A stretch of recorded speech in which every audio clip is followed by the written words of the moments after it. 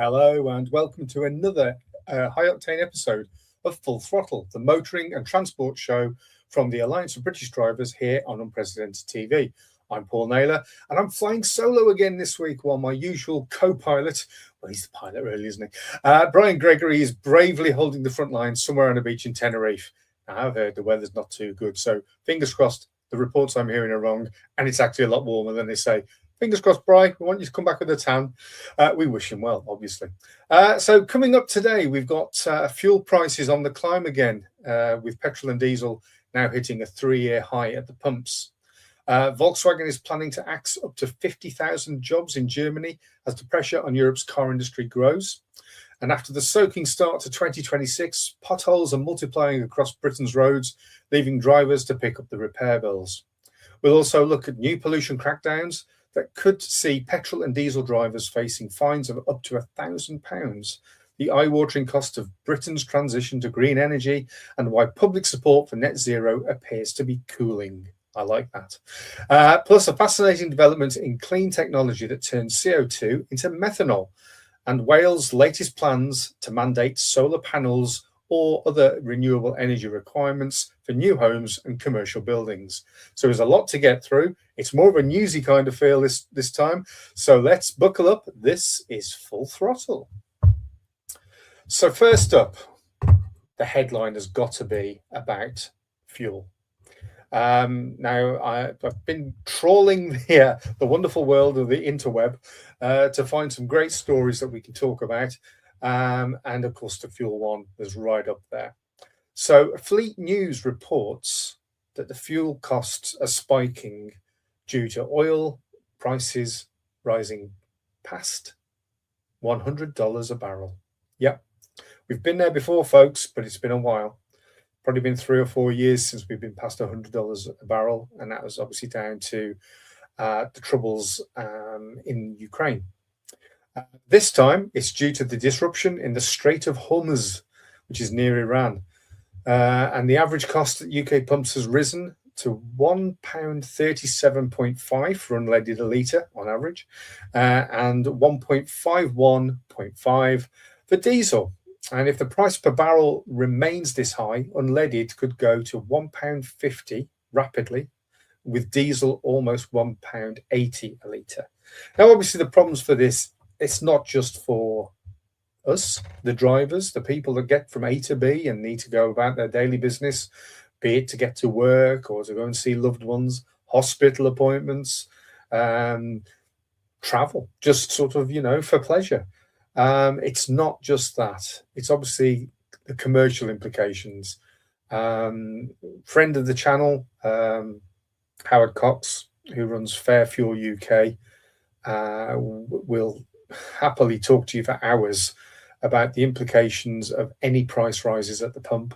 The first thing that you will hear from is truck drivers, and every penny that goes onto a litre, if that pushes up the fuel bill for haulage, then it pushes up the cost at supermarkets for products, the cost of everything, because everything's got to be transported. Until we can beam things around like they do in Blake 7 or Star Trek, we're going to have to transport things around. So the costs can rapidly escalate in line with any increases at the pump. So it's worrying times. Hopefully, we are going to see the price per barrel go down rather than be sustained beyond the $100 mark. But indeed, until we can beam me up, Scotty, as I've been nudged, then we're stuck with transporting things around the country. So what are your thoughts? We always love to hear from you. So get in touch with us. Go online, go to abd.org.uk and contact us from there and give us your thoughts, because we would love to start a dialect with you. Okay, so that's the headline news. Now, the BBC have been reporting on Volkswagen over in Germany are looking to axe 50,000 jobs in Germany by 2030. Now, obviously, some of the reasons around this are based on US import tariffs, the intense competition from China, And of course, you've guessed it, the restructuring costs that all these motoring manufacturers are being having laid in front of them to convert to EV manufacturing. Now, we have reported previously about the impact of these electrification of vehicles and the production of them being problematic for Ford and General Motors over in the States. So you add into the mix the tariffs that have been imposed by Donald, well, then you've got an extra recipe for problems. Volkswagen figures are thus, okay? So the net profit fell in 2025 from 12.4 billion euros in the previous year to 6.9 billion euros. So, you know, that's almost 50% down. It's a high 40% down. That's not sustainable. And this is the problem that we've reported for Ford, where over a 3 or 4 year period, the profits were plummeting. Basically, people, as much as they might think that electric vehicles look like a quirky idea, they shouldn't be made mandatory. The fact that manufacturers are having to completely rethink how they're going to produce vehicles, frankly, it's just government ideology over common sense. People still want to use internal combustion engine cars. They still want to be able to buy them, and they still want to be able to have that choice. If somebody wants to choose to buy an electric vehicle, let them choose to buy an electric vehicle. But it shouldn't be mandatory, and it shouldn't become the end of internal combustion engine production and potentially the obliteration of decades of motoring manufacturing. All the big names that we know and love and respect could disappear, and there is intense competition coming from China. We're all familiar now with seeing BYD cars out on the road, and there's other brands being advertised at the moment. Some vehicles that look very, very similar to what you would get from Range Rover, badged completely differently. But you know, you can tell what they're trying to use as the template for these vehicles, and these are basically mobile phones on wheels, aren't they? As a journalist, I would regularly help out the motoring journalist at the newspapers that I worked at, and one of the first cars that I got to test drive was a Nissan Leaf. Now, arguably, it was a long time ago, but that thing had a range of about 90 miles on a good day. And then once you started putting the heater on, and the windscreen wipers, and your stereo on, you know, you were just looking at that battery plummeting like you would when you were looking at your phone when you were sat in a pub thinking, am I going to be able to contact anybody? My battery's running out. So these Chinese models that are coming over here and are being sold at a very competitive price. Once they saturate the market, just be careful, folks. That's all I'll say. Okay. Otherwise, in the news, we've had a report from the RAC regarding potholes. Oh, yes.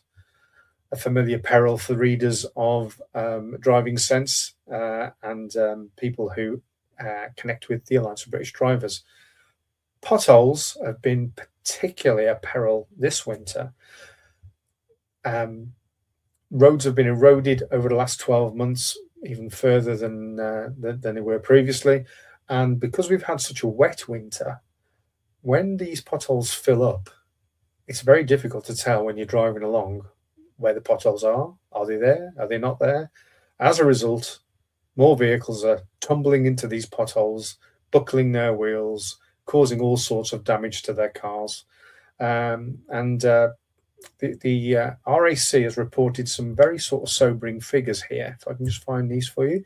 So for the whole of February 2025, there were 1,842 reports to the RAC of vehicles damaged due to potholes. For the same month this year, that figure, yeah, you might expect it might double because of how the roads are. That's actually gone up to 6,290. So that is a whopping leap. That's kind of getting on for 3 times what it was this time last year. So, well, the message is clear. Get these roads fixed. Cars are expensive these days. You can't go out and buy yourself a brand new car for about £12,000 these days. The last thing you want to do is be continually buying alloy wheels and replacing those because somebody hasn't maintained the surface that you're driving on. So that's a big shout out from the Alliance of British Drivers. Please get the roads fixed. Local authorities, governments, whoever needs to look after these things, please, please, please get them sorted out. Because this isn't just going to impact, internal combustion engine cars. This is for your electric vehicles too. So, don't go saying, oh, well, you shouldn't be driving around in this car. It affects us all. And I suspect, and many people that I speak to suspect, that the reason these aren't being fixed is simple. Twofold. Cost, saves them money if they don't fix them, but also they want us off the roads anyway. So by not fixing them, it's a bit like sort of charging you more at a car park. It's a bit more like having CAS, LES and ULEZ zones. It's just another way of getting you off the road. And talking of CAS, LES and ULEZ zones, Birmingham Live has been reporting about a crackdown on emissions in the city. So this impacts not only Birmingham, but other areas around the country, particularly, big cities like London, Manchester, etc., where these sort of zones have popped up. And what they're looking to do now is if you travel into those zones in a vehicle that they deem to be highly polluting, and they'll probably have a list, then you could be fined up to £1,000 for your trouble. Like I said with the previous report, it's all about keeping you off the road and doing things the way they want you to do it. And it's all pointing towards what we talked about in the previous show, which was these 15 and 20-minute cities. They're trying to encourage people not to travel around like they used to. They want people to work and live within what they deem to be an acceptable commutable distance. Now, personally, and I know lots of people that did this, back in the mid to late 90s, I was working at a newspaper in Shropshire, which is where I lived, and I was probably about 15, maybe 20 minutes between home and work.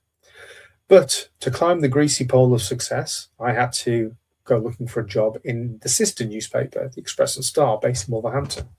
Now, for me, that was a good 45-minute drive there. And, there and back, 45 minutes, depending on traffic, sometimes a little bit quicker that, sometimes a little bit longer. But as an average, 45 minutes. Under this notion that they've come up with of people being able to live and work within 15 to 20 minutes of their job, that would never have happened.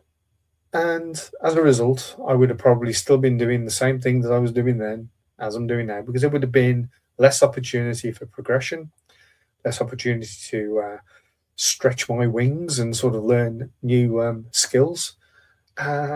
It's an absolute nightmare for people out there. It's dumbing people down. It's a lack of choice. It's telling people what to do and telling them what to think rather than how to think. And we've spoke about this before. We've got all sorts of issues going on with schools. But again, you can guarantee that they'll be teaching kids at school, you want to go looking for careers on your doorstep rather than sort of like that the world's no longer your oyster. It's more like the world's your lobster now, which is what Del Boy used to say. CAS zones, LES zones, and ULEZ zones. Be careful if you drive into those. Check that your car or van meets the requirements to be in those zones. Otherwise, you could be facing hefty fines. The Telegraph has reported that, now this is a nice one, £125 billion. What does that sound like to you? What do you think that's gone on? That's been spent on green energy, and that's the total by 2029, 125 billion. That's 15 billion in 2025, rising to 30 billion by 2029. So cumulatively 125 billion, and you can guarantee plus, because they never get these figures right. It's only an estimate, Gov.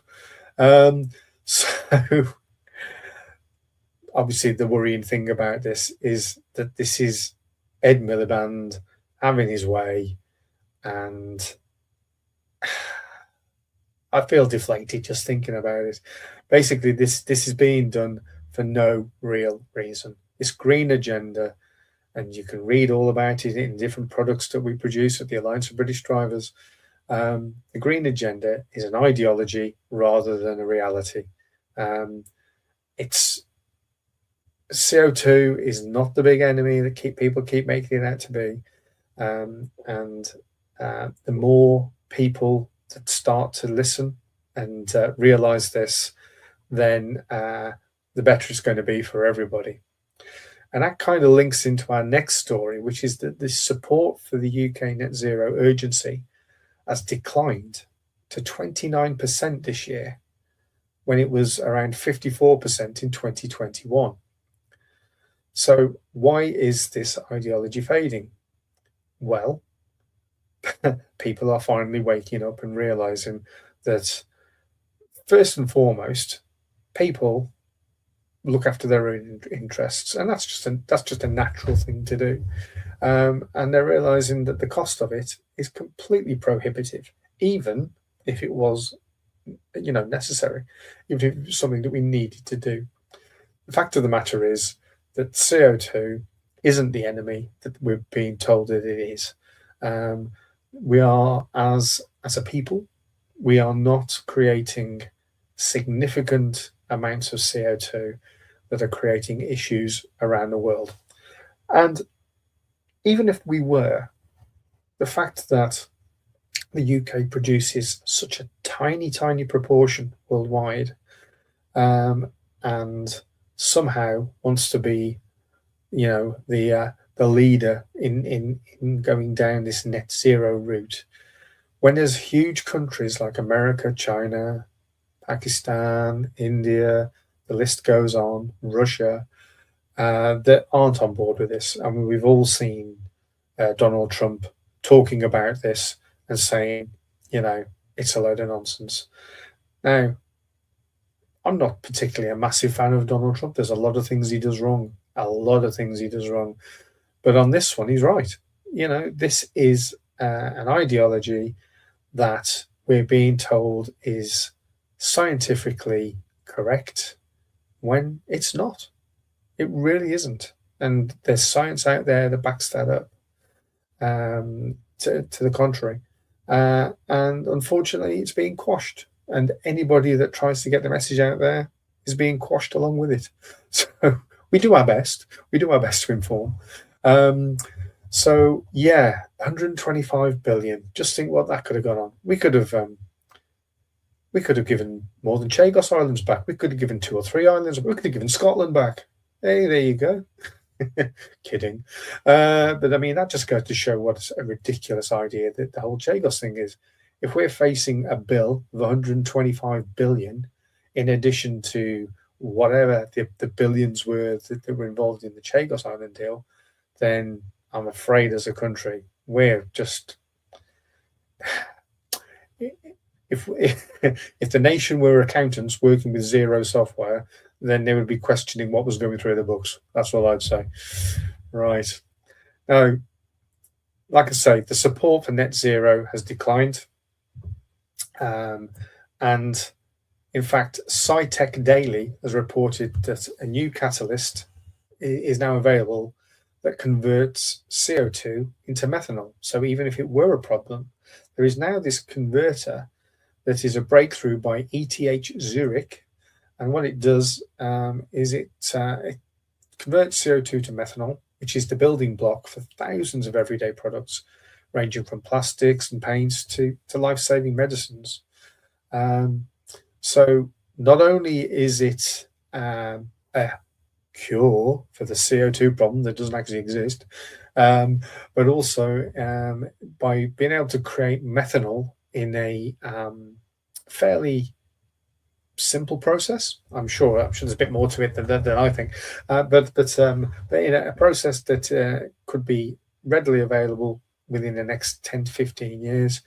Well, then surely that's something that should be explored, particularly in the wake of plastics, paints, and life-saving medicines being otherwise available.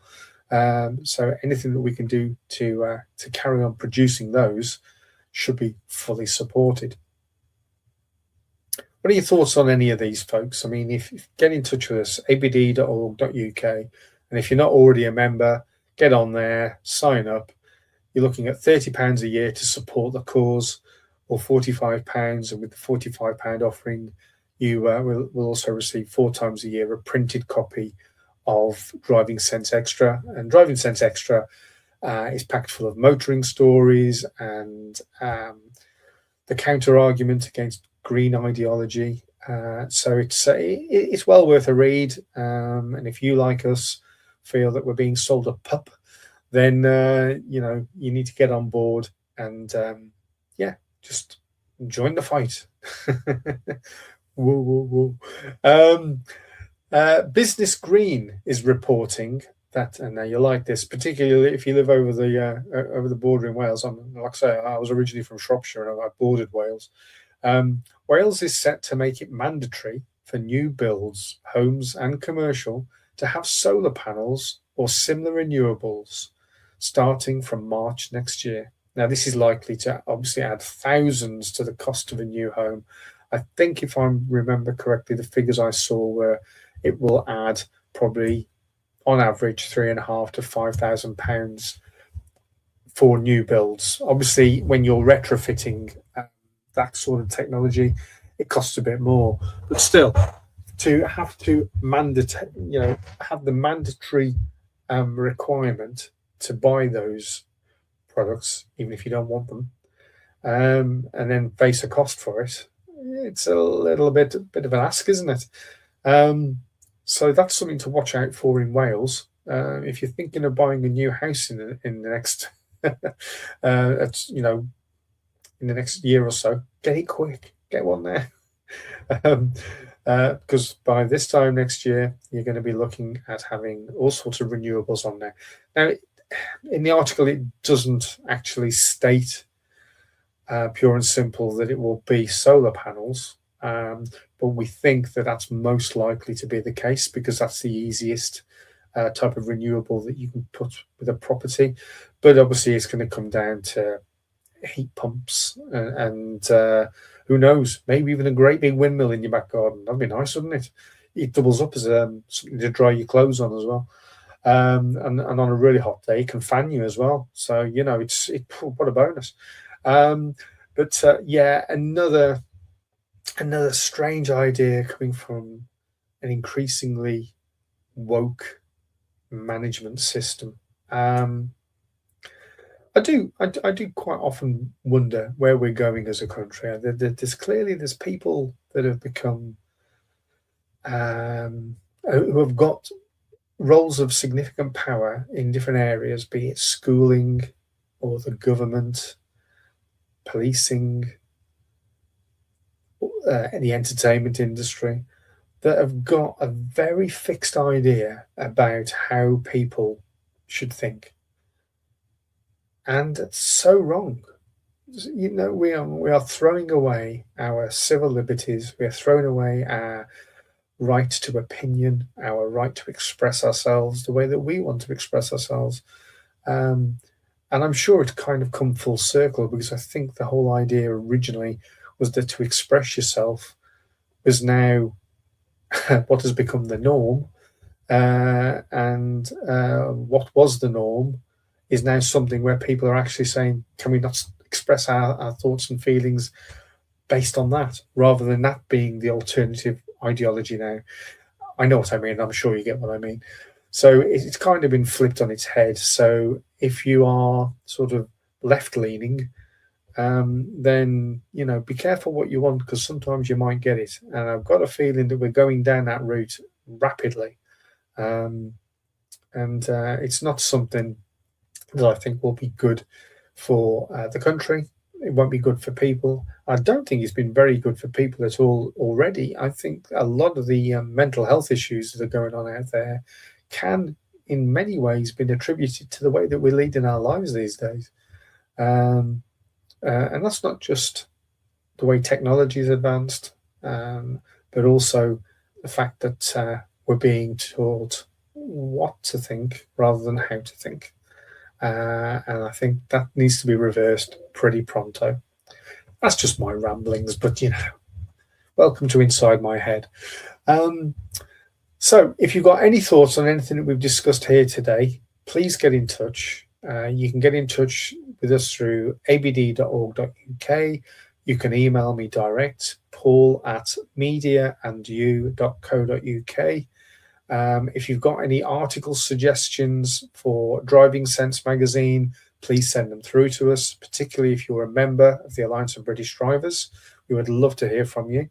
And if you're considering that the things that are going on around you are making you want to scream, if you're not happy with your road surfaces, if you're not happy that you're being forced into driving an electric vehicle when you're more than happy to carry on in a petrol or diesel, then welcome to the Alliance of British Drivers. We're all trying to fight that battle and trying to regain some common sense. And that's basically what it is. It's common sense. It's nothing radical that we're trying to spout. We just want some common sense and money being spent by governments the way that money should be spent on infrastructure rather than some sixth form student ideology, basically. So anyway, reasonably short show today. Flying solo. It's not as easy as you think. And look forward to Brian being back with me for the next show, which we will record next week. And until then, goodbye for now. Safe travels. Be careful out there and mind those potholes. Bye for now.